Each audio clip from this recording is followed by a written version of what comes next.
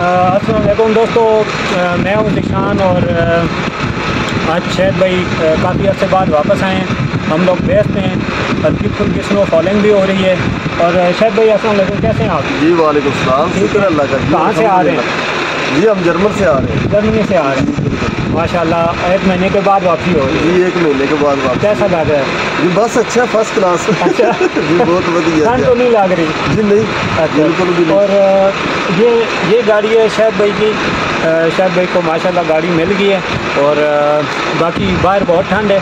शायद भाई के साथ जितनी गपशप है गाड़ी के अंदर जाके करेंगे, क्योंकि बाहर खड़ा होना मुमकिन नहीं। आ जाएंगे। शायद भाई माशाल्लाह आप आए थे जब, तो आपकी मैंने वीडियो बनाई थी, मैंने अपने दोस्तों के साथ शेयर की थी वो भी। माशाल्लाह शायद भाई, साकिब भाई, खालिद भाई, अरफान भाई, ये सारे लोगों की वीडियो मैंने आप लोगों से शेयर की थी पहले। कुछ ही अरसा हुआ है ये लोग आए और इनका जितना भी डॉक्यूमेंटेशन थी वो कंप्लीट हुई और अब माशाल्लाह शायद भाई गाड़ी पे हैं और यूरोप देख आए हैं। इनसे बात करते हैं क्या कहते हैं। शायद भाई कितना टाइम हुआ आपको आए हुए? जी तकरीबन मैक्सिमम 3 महीने हो गए हैं टोटल।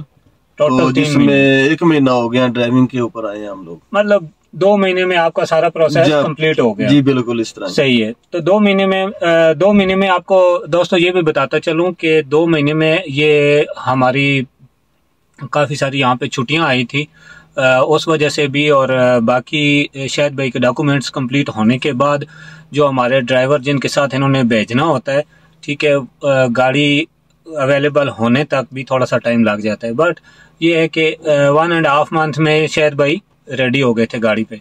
शायद भाई आपका टेको कोड 95 हाँ जी। और रेड पेपर और सारी चीज़ें 1 महीने में तकरीबन जी कंप्लीट हो गई। जी बिल्कुल मेडिकल हो गया था। हाँ जी। और अच्छा ये बताएं कि आप फर्स्ट टाइम यूरोप में ड्राइव कर रहे हैं, जी तो मौसम भी अब स्नो फॉलिंग भी हो रही है, तो कैसा लग रहा है? क्या चेंजिंग महसूस की अरब मुल्कों में ड्राइविंग और यहाँ पे क्या फ़र्क है इसमें? जी उधर गर्मी का मौसम होता है, इधर सर्दी का मौसम है, आइस वगैरह होती है इसके ऊपर। गाड़ी का ब्रेक वगैरह जो वो थोड़ा स्लीपिंग का ज्यादा ये खतरा होता है, टेंशन। उधर ये स्लीपिंग वगैरह इस तरह का चीज है, उसका मुश्किल नहीं होता। सही है। तो वैसे यूरोप सारा टोटल तकरीबन एक जैसे ही है। जर्मन वगैरह ये इनका जो रकबा, वो दूसरा हिसाब किताब इनका सब है जो, वो तकरीबन एक जैसे ही लगता है। कौन कौन से मुल्कों में घूम चुके हैं अभी 1 महीने के अंदर, ये बताएं। जी जर्मन गए हैं, उसके बाद नीदरलैंड गए हैं, ठीक है, चेक रिपब्लिक गए हैं, दूसरा जनाब बेल्जियम भी गए हैं। बेल्जियम भी गए। फ्रांस नहीं गए? जी फ्रांस नहीं गए। फ्रांस नहीं गए। खैर आ जाएगा ट्रिप आपको, फ्रांस का भी आ जाएगा। हाँ जी। तो क्या लोड कर रहे हैं आजकल? लोडिंग कैसी जा रही है? जी मुख्तलिफ मटेरियल लोड होता है, जिसमें गाड़ियों के इंजन वगैरह भी होते हैं, गेयर भी होते हैं, और भी मैक्सिमम कोई पेपर वगैरह के रोल होते हैं। यानी जिस तरह का भी लोडिंग कंपनी को मिलता है वो अपना हाँ जी पिकअप कर लेते हैं। सही है, सही है, ठीक है। तो शायद भाई कैसा लग रहा है? मतलब खैर अरबों में भी आप इस तरह की जिंदगी गुजार चुके हैं, लेकिन यहाँ पे थोड़ी सी और टफ हो जाती है। जैसे अभी बहुत सारा सामान आप लेके आए हैं गाड़ी अपने नेक्स्ट टूर के लिए, तो क्या चेंजिंग महसूस करते हैं? मतलब यहाँ पे खाना पीना और जो रास्ते के मामलात हैं वो कैसे हैं? जी ठीक है, बेहतर ही लगे हैं, कोई ऐसी खास बात नहीं है जिसमें कुछ टेंशन बनती हो। सामान अगर ना भी हो तो आदमी ले सकता है मार्केटों में, तो लेकिन हमारे पास वो इतना टाइम नहीं मिलता। वो दूर मार्केट में जाने में थोड़ा 2-3 किलोमीटर चलना पड़ता है, या फिर टैक्सी वगैरह करनी पड़ती है। तो उसकी वजह से फिर हम लोग इधर से ही अपने पार्किंग में ही इधर उधर से ले लेते हैं। तो जिधर से हमने जाना होता है कंपनी से, तो बाद में फिर हमें कोई इस तरह का इशू नहीं होता। इंशाल्लाह हमारा ट्रिप मुकम्मल हो जाता है, 10 दिन का 5 दिन का जो भी। तो उसमें फिर आगे चलना हो तो फिर और ले लेते हैं, अगर ये हो तो फिर इस्तेमाल हो जाता है। फर्स्ट टाइम आप यहाँ से पोलैंड से गए तो कितने टाइम के बाद वापसी हुई? जी तकरीबन 1 महीने बाद हुई है। 1 महीना बाहर ही रहे हैं? 1 महीना गाड़ी में? जी गाड़ी में सोने का है, गाड़ी में जनाब खाना बनाना है। अच्छा, गाड़ी हमारा सब कुछ है, किचन भी है, रूम भी है, मार्केट भी है जी, ये सब गाड़ी में है। सही हो गया। हाँ जी। तो बाकी मेरे दोस्तों को क्या मशवरा देते हैं जो लोग अभी, खैर काफी दोस्तों ने कमेंट्स डाले थे जब आप लोग नए आए हैं तो लोगों ने आपकी वीडियोस देखी हैं, वो काफ़ी पसंद की और उनको काफ़ी हेल्प मिली है कि कौन सा मुल्क है जहाँ से आप इजी आ सकते हैं, इजी प्रोसेस है और यहाँ पे आके उनके बाकी डॉक्यूमेंटेशन भी जो है वो इजी होती है। बल्कि मैं आप लोगों को एक और चीज़ भी बताता चलूँ कि इन भाइयों के इंशाल्लाह ताला जल्द अज जल्द लाइसेंस भी, इनको पॉलिश लाइसेंस भी मिलने वाले हैं और अभी इनको समझ आ गई है कि ट्रांजिट वगैरह की समझ आ गई आपको? जी बिल्कुल, और नेविगेशन ट्रांजिट वगैरह कोई मसला नहीं है, इसका कोई खास बात नहीं है। और टैको के बारे में सारी मालूमात अभी हो चुकी जी बिल्कुल, टैको के बारे में भी मालूमात, क्या रूल्स रेगुलेशंस हैं और क्या कैसे उसको ऑपरेट किया जाता है। जी बिल्कुल, क्योंकि टैको के बगैर आप लोग यहाँ पे चल नहीं सकते। दूसरी बात यह है कि टैको की टाइमिंग, उसके रेस्ट टाइम, उसकी ड्राइविंग टाइम, उसका एप्टीट्यूड टाइम, सारी चीज़ें जो हैं वो आपको मेंटेन करनी पड़ती हैं। अदरवाइज ये तो मशीन है, ये तो एक सेकंड का भी आपके साथ नहीं करेगी, आपको रिलैक्स नहीं करेगी। तो शायद भाई खाना पीना आपका कैसा चल रहा है? मतलब गाड़ी में बना रहे हैं, ठीक है, बिल्कुल, हाँ जी, छोटी सी फ्रिज है, 2 बंदे हैं गाड़ी में, तो क्या ये मुश्किल लग रहा है? क्योंकि अरबों में गाड़ी के साथ बड़े किचन लगे हुए हैं जी, यहाँ पे तो ऐसा नहीं है जी। पीछे फ्लैट बेड के पास वो किचन लगा होता है, उसमें ज्यादा मटेरियल भी आ जाता है और आदमी आसानी से बना लेता है जी, बहुत ज्यादा आसानी होती है। इधर थोड़ा ये कोने कवर हो जाता है, कोई खास प्रॉब्लम नहीं है। तो बहुत अच्छे तरीके से हम अपना खाना भी बना लेते हैं। ये बताएं कि जब आप किसी कंपनी में जाते हैं जी बिल्कुल लोड करने के लिए, जी हाँ, तो उसका क्या प्रोसीजर होता है? आपको ऑर्डर कैसे मिलता है और आप वहाँ जाके क्या करते हैं? जी हमें ऑर्डर मिलता है, इधर ट्रांजिट में ऑर्डर आता है हमें मैसेज के जरिए, ठीक है, तो उसको जी हम लोग उसको मोबाइल में पिक्चर वगैरह ले लेते हैं या फिर वैसे नोटबुक के ऊपर अपना लिख लेते हैं। सही है। जाके हम उधर ऑफिस में जाके ऑफिस को इधर ये CMR बनाते हैं ना? हाँ जी, CMR, हाँ जी, जी बिल्कुल, जो उधर जाके बताते हैं, उसी टाइम वो लोडिंग के लिए हमें पेपर दे देते हैं या फिर हमें वो मैप दे देता है जिसके ऊपर उनका कंपनी का नक्शा वगैरह होता है कि इस जगह में जाओ, उधर आदमी है, या उसको जाके ये पेपर दो, वो आपका गाड़ी लोडिंग के ऊपर लगा देगा। रैंप के ऊपर है तो रैंप में लगा देगा, अगर बाहर में फोर्क लिफ्टर से लोड करना है तो फिर वो उस जगह को वो बता देगा। तो यही इस सही है। और लोड लेके आप जाते हैं, मतलब 1000-1200 किलोमीटर जाना होता है, 800-1000 के आगे पीछे लोड होते हैं, तो फिर अगली कंपनी में जाते हैं, उसमें क्या प्रोसीजर होता है, क्या करना होता है जाके? जी जाके पहले सिक्योरिटी वाले को मिलना होता है, सिक्योरिटी वाले से बात होती है, ठीक है, तो उसको वो जो CMR है वो उसको देना होता है कि ये लोडिंग है, हमने खाली करनी है। अच्छा, तो गाड़ी तो जनाब फिर वो उसी टाइम अंदर गाड़ी भेजता है।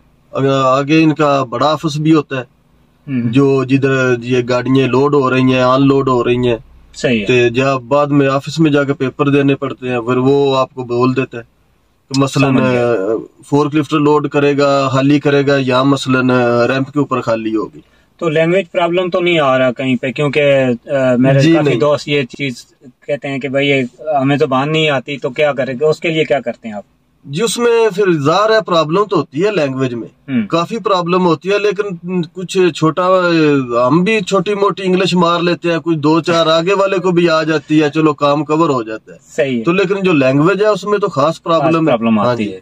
असल में सारी लैंग्वेजेस आप नहीं सीख पाते, सीख सकते ही नहीं है, क्योंकि एक दिन में आप जर्मनी से लोड कर रहे हैं, अगले दिन आपने फ्रांस जाना है, अभी एक दिन जर्मनी के लिए तो फिर जर्मन डच बोलनी पड़ेगी, फिर फ्रांस जाएंगे उधर की जुबान बोलनी पड़ेगी, बेल्जियम जाएंगे वहाँ की बोलनी पड़ेगी, तो इतनी जुबानें हम लोग नहीं सीख सकते। इंग्लिश ओवरऑल चलती है, ठीक है, हम लोग इंग्लिश में ही बात करते हैं, और वैसे जो यूरोप का एक तरीकाकार है उस तरीके से ही चलते हैं, बस ज़्यादा बोलने की ज़रूरत ही नहीं है, अपने पेपर दें, अपना लोडिंग नंबर दें, तो उनको पता होता है कि हमने क्या लोड करना है। और जब ऑफ लोडिंग के लिए जाते हैं तो वहाँ जाके CMR देते हैं, तो उनको पता होता है कि ये लोड आया, हमने इसको कैसे खाली करना है या कौन से रैंप पे इसको लगाना है। जस्ट वो रैंप नंबर हमें दे देते हैं और हम जाके वहाँ गाड़ी लगाते हैं और गाड़ी ऑफ लोड हो जाती है। ऑफ लोडिंग के बाद वो हमें दोबारा पेपर दे देते हैं, रिसीविंग दे देते हैं, और रिसीविंग जो है वैसे ऑनलाइन सिस्टम ही चलता है। हमें कंपनी में जब भी आते हैं महीने के बाद या 1.5 महीने के बाद वापस आके वो सारी CMR जितनी भी होती हैं उनको कंपनी में जमा करवा देते हैं। शायद भाई आपने पहले भी काफ़ी गाड़ियाँ चलाई हैं, तो वहाँ की गाड़ियों में और इधर की गाड़ियों में कोई फ़र्क महसूस करते हैं? जी बिल्कुल डिफरेंट है इसमें। जो उधर अच्छा। हमने तो सबसे ज्यादा कुवैत में मर्सिडीज गाड़ी है। अच्छा। हर आदमी को मालूम है, लेबर का आदमी है या कोई ड्राइविंग में है, सबसे ज्यादा मर्सिडीज गाड़ी चलती है। सही। उसके बाद ये किसी कंपनी के पास है तो कुछ मान है या फिर कुछ वाल्वो गाड़ियां हैं। हाँ जी, स्कानिया और ये डफ और विको गाड़ियां तो हमने इधर आके देखी है। सही। या कभी कभी हम उस टाइम 2004-05 में इराक जाते थे तो इराक में भी ये स्कानिया विको गाड़ियां नजर आती थी, लेकिन कुवैत में हम लोगों ने ना चलाई या ना वे देखी है। तो क्या मतलब क्या फर्क क्या है? जी उधर थोड़ा ब्रेक का भी थोड़ा इमरजेंसी में भी लगा सकते हैं, कोई टेंशन नहीं, कोई इस तरह का स्कोर वगैरह आपको ना मिलने का कुछ खतरा होता है ना कुछ आपके गिरने का खतरा होता है। तो इधर ये स्कोर वगैरह भी है, इसके में भी थोड़ा डिफरेंट आ जाता है। तो गेयर वगैरह में भी इनका गेयर अभी ये स्टीयरिंग के साथ लगा होता है, छोटी, हाँ जी ऑटो है, छोटी गाड़ी की तरह। तो उनका गेयर थोड़ा नीचे होता है, ये हाथ से अपना मैनुअल है वो लगाना पड़ता है। मैं दोस्तों आपको थोड़ा सा मजीद क्लैरिफिकेशन दे देता हूँ कि एक तो ये ऑटो गाड़ियाँ हैं, दूसरी बात ये है कि यहाँ पे इको ड्राइविंग के हम लोग मतलब एकदम से ब्रेक अगर लगाते हैं तो उसके यहाँ ये पॉइंट शो करती है, पॉइंट कम हो जाते हैं और एंड ऑफ द मंथ हम लोगों को इको ड्राइविंग अगर हमारी सही है, उसके पॉइंट्स हमारे बराबर हैं तो उसके अलग से पैसे मिलते हैं। अगर इको ड्राइविंग आपकी सही नहीं है तो फिर वो पैसे नहीं मिलते हमें। तो वैसे गाड़ी में बहुत सारे यहाँ की गाड़ियों में सेंसर हैं, सिस्टम है। तो मतलब छोटी सी बात मैं आपको बता देता हूँ कि जैसे हम लोगों को 5 सेकंड आप एक्सीलेटर से पाँव उठा के 5 सेकंड के बाद अगर आप रिटार्डर या ब्रेक लगाते हैं तो आपको ये 5 स्टार देगी। तो 5 स्टार जो हैं वो आपके पॉइंट्स बढ़ा देते हैं। तो अगर एकदम से आप 5 सेकंड से पहले ही अगर आप डायरेक्ट ब्रेक लगाते हैं तो वो आपके पॉइंट जो है गिर जाएंगे।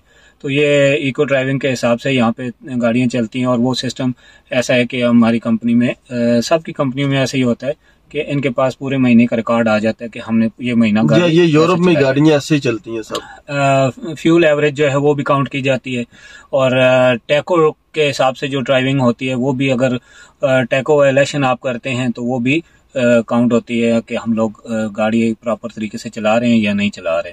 तो ये एक छोटी सी वीडियो, क्योंकि शायद भाई आज 1 महीने के बाद फर्स्ट टाइम वापस आए थे तो मैंने कहा चलें ये नए आए थे, उस टाइम भी वीडियो बनाई थी। तो अभी माशाल्लाह से ये सारा ग्रुप जो है वो गाड़ियों पे अभी, और बाकी दोस्त भी जैसे जैसे वापस आएंगे तो उनसे भी बातचीत करेंगे। तो शायद भाई सबसे पहले वापस आए, इनसे गपशप मैंने कहा चलें थोड़ी सी हो जाए। तो शायद भाई दुआ में याद रखिएगा और कोई अच्छा सा मैसेज मेरे दोस्तों को जो अभी तक यहाँ नहीं पहुँच सके, कोशिश में लगे हुए हैं या जो जानना चाहते हैं इस यहाँ के बारे में या गाड़ियों के बारे में या ड्राइविंग के बारे में, उनके लिए क्या मैसेज छोड़ना चाहेंगे आप? जी यही बात है कि कोई मुश्किल नहीं, कोई खास बात नहीं इसमें। तो अगर अल्लाह करे उनका काम हो जाता है, वीजा स्टैंप हो जाता है तो इंशाल्लाह इधर का कोई टेंशन नहीं है ज्यादा। नामुमकिन चीज कोई नहीं है। जी कोई भी ऐसी चीज नहीं जो अरब से यानी ज्यादा हैवी हो या हार्ड में आए। सही है। अरब से हर चीज आसान है, हर चीज है जो वो तकरीबन ठीक है, आदमी बहुत इजी तरीके से हैंडल कर सकता है। सही। तो कवर हो जाती है इंशाल्लाह, कोई ऐसी बात नहीं है। ठीक, बस यही मैं भी कहूँगा कि आप लोग कोशिश जारी रखें। जो लोग यहाँ पहुँच जाते हैं, अगर इंग्लिश, बेसिक इंग्लिश ज़रूरी है, वो अगर आपको नहीं आती तो थोड़ी प्रैक्टिस कर लें तो बेहतर है, ताकि आप, क्योंकि हमें जो कंपनी हमसे कांटेक्ट करती है तो भी इंग्लिश में आपको आंसर और क्वेश्चन सारे जो भी होते हैं उसमें होते हैं। और जो कंपनियां हैं उनमें ओवरऑल इंग्लिश ही चलती है, बाकी आप ना डच बोल सकते हैं, ना आप फ्रांस की ज़ुबान बोल सकते हैं, ना और कंट्रीज़ की ज़ुबान बोल सकते हैं। तो इसलिए जो जानते हैं या जो बोलते हैं वो इंग्लिश ही बोलते हैं। तो इंशाल्लाह ताला जो भाई हमारे यहाँ पे हैं उनकी भी हम लोग जो जितने पॉसिबल होता है उनको इन्फॉर्मेशन देते हैं, हेल्प करते हैं जो पोलैंड पहुँच चुके हैं। और जो अभी तक आ रहे हैं या ट्राई कर रहे हैं उनके लिए भी हम हाजिर हैं इंशाल्लाह ताला। जितनी कोशिश होगी वो जितनी मुमकिन होगा उतनी हम लोग कोशिश करेंगे। तो दुआ में याद रखिएगा। शायद भाई बहुत शुक्रिया आपका। जी मेहरबानी जनाब। फिर इंशाल्लाह ताला कभी मजीद इंफॉर्मेशन के लिए आपसे रब्ता करेंगे, आपसे मिलेंगे। तो दोस्तों दुआ में याद रखिएगा। अल्लाह हाफिज जी, अल्लाह हाफिज।